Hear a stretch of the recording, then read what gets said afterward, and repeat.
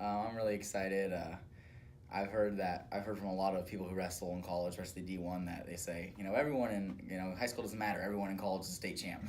So it makes me feel good that at least, I have two of them going in and I left on a good note.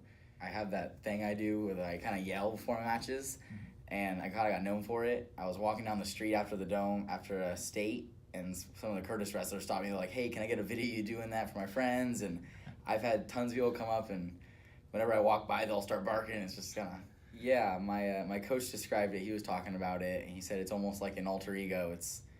I'm pretty quiet outside of wrestling. Once I step on the mat, it's time to kind of go a little, you let loose a little bit. Yeah, I like being that one guy. it's it's nice to kind of leave a legacy almost. I want to be remembered, want to be known. So it's nice being that one weird guy who yells. I started wrestling pretty much as early as I can remember. My dad was a high school coach at Evergreen High School at the time, and he would bring me in the rooms during the high school practices, and I would get to control the music remote. That was my job. And I just kind of watched the guys, wrestling around. I just sat in the corner. Whenever they say pause, I'd pause the music so they can coach. And just that's kind of where I grew up, in the Evergreen wrestling room, and then transitioning over to Camas later on, and as we moved around. And I guess the little kids season, although that I'm helping coach now, that was always me. And I wasn't very good when I was little. Like, I went 2-0 at a lot of tournaments. I lost 2 matches and went out. I look back on it, it was probably pretty frustrating for my dad, because we travel all the way to A-list for me to go 2-0. But yeah, that was when I kind of noticed, like, oh, I can wrestle with these guys. The first 2 tournaments, the first tournament that year actually was the first tournament I ever won in high school, which was pretty big deal for me. Looking back on it now, it was really small JV tournament, I think. And then Rose City was a huge surprise. I couldn't stop moving around after I won that one. And then Pat Coast going to the rack and seeing like names like Joey Costi, I was like, wow, hopefully I can get to the finals at least, and I ended up winning it. So that was definitely the big thing that's put me out on the radar, put me on the rankings for being at the top. Yeah, I'm definitely known as a comeback kid. I would say it's kind of mental. I do have a lot of comebacks, and I would say it's mostly because just mentality going into it. Last 45 seconds of the match, you're down. You just got to string stuff together, hit moves every 2 seconds. If something doesn't work, you're immediately out of it and back in on someone else. Just non-stop, relentless pressure, I would say. Yeah, I love going into the second, third period because I know that they're always going to be more tired than me. I don't understand how some people can get so tired during matches when I see them just falling over. I'm just like, come on. You got 1 minute left. Just push through it. I just love, especially when it's a close match, and I can feel him, or I see him standing, like leaning on his hands, breathing heavy. That just pushes me. I get a surge of energy. I'm like, yes, here he goes. 38 was definitely a really tough weight class, and I'm glad I stuck around to win. After I got off the mat, I had this friend who he went through high school wrestling at Mountain View, and he's a coach now, and he's one of my best friends. But he said, "You did it! You won the death bracket," and so that felt pretty good to know that I won it at one of the toughest weights, and I really showed that I was the best. 138, I have my ups and downs. I lose a match or two, and it gets you down, but it also pushes you to like work harder in the practice room. So there's never a doubt that there was never a thought in my mind of running.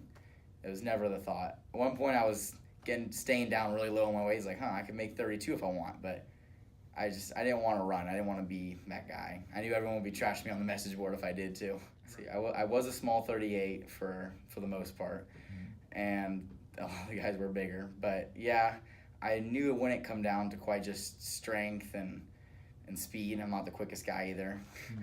My coach, he saw me wrestling once, and I was in like a kind of trying to move around real fast, and he stopped me. He goes, "Tanner, you're not a slickster. I want to break that to you right now." I was warming up for stage, just getting loose, and he just told me that. During the summer, I believe I take off mid-July, July 15th, 16th, and then I'll go to 3 weeks of basic training, and then I'll be going to their military prep academy because I'm redshirting. So I'll be going there for a year, and then the next year I'll leave around July 1st for more basic training.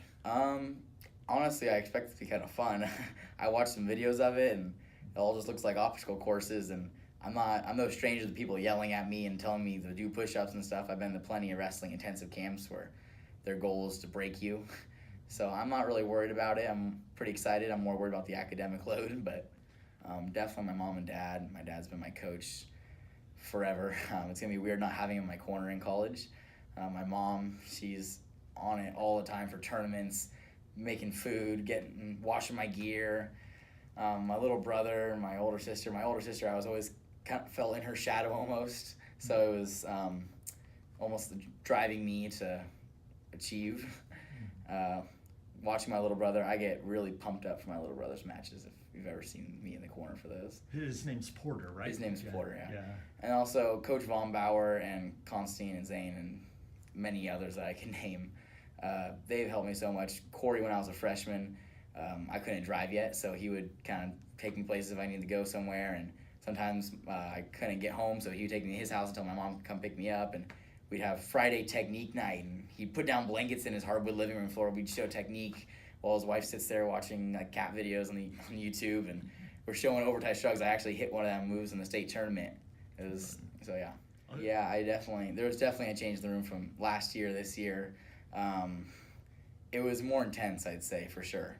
Everyone, like Gideon and Jack, especially those two, they saw that state title in their grasp, and they really, really wanted it. So it was intense a lot of the time. Sometimes, you get in the fights, someone gets hit in the eye with an elbow and you get a black eye or fat lip, and you get over it pretty fast.